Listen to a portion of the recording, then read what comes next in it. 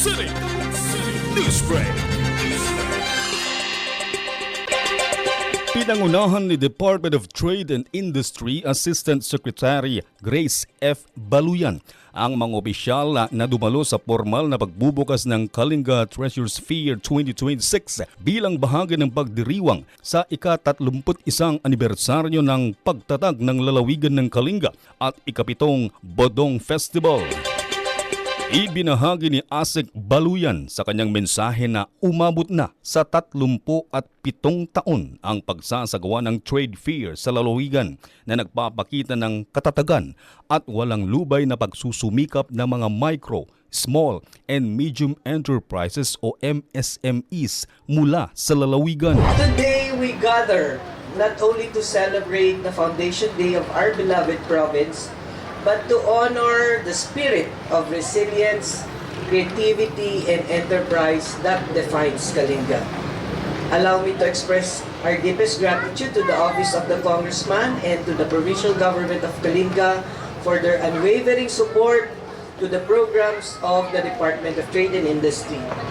Your partnership has been the cornerstone of our efforts to uplift MSMEs, strengthen industries, and protect consumers.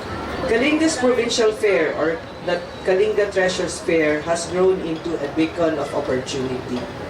I recall the first Kalinga Apayao Agro-Industrial Fair in 1989. Agro-Industrial Fair. 37 years later, today, we see not only new products and new MSMEs, but enterprises that have flourished, expanded, and now stand as pillars of community growth. Each booth here is more than a display. It is a story of courage, a testament to perseverance, and a promise of a brighter future. Our MSMEs are the lifeblood of our Philippine economy. They represent 99% of the enterprises, generating millions of jobs and sustaining families and communities. The success of this fair is built on collaboration between government, our MSMEs, communities, and partners, and of course, the buyers. Sabi ko nga, kung walang buyer, walang benta. Unity is more than a value. It is a strategy for progress.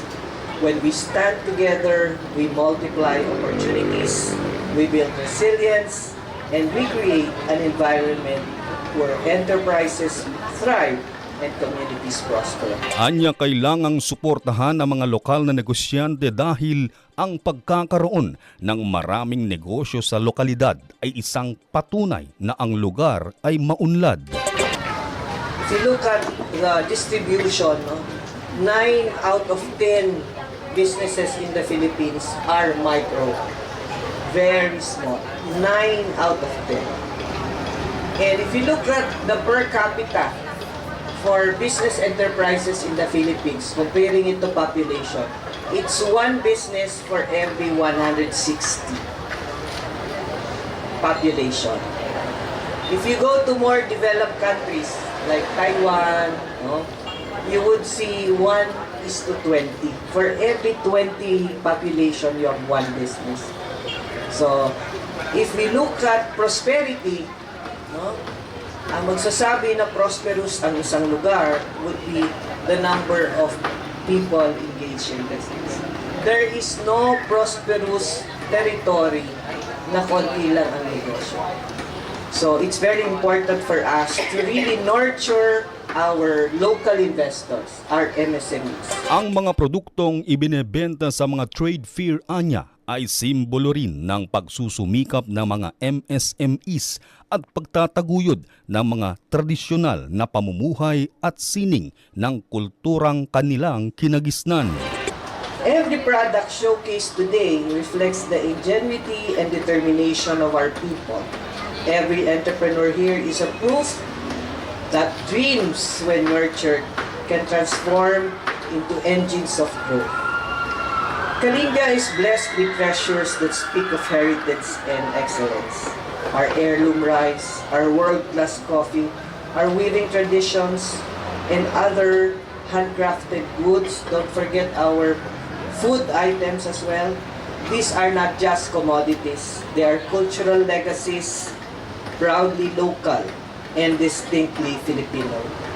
The proposed geographic indication for Kalinga coffee and the pursuit of collective marks for our weaving communities will ensure that these treasures are protected, recognized, and celebrated across the globe. Tampok sa Kalinga Treasure Sphere ang mahigit 160 na micro, small and medium enterprises o MSMEs mula sa lalawigan na nagbebenta ng mga dekalidad na produktong likhang kamay, processed food, muebles, woven products at mga iba pang makabagong inobasyon ng mga nasabing negosyante. Samantala ang trade fair ay isang mahalagang plataporma upang maipakilala ang kanilang mga produkto sa merkado.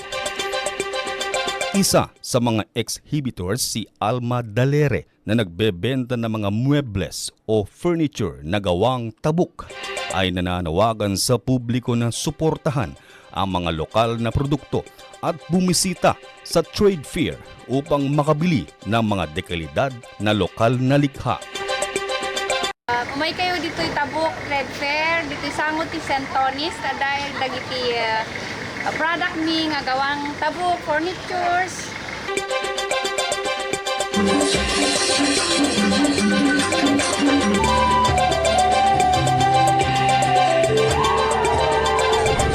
At yan ang balita para sa oras na ito.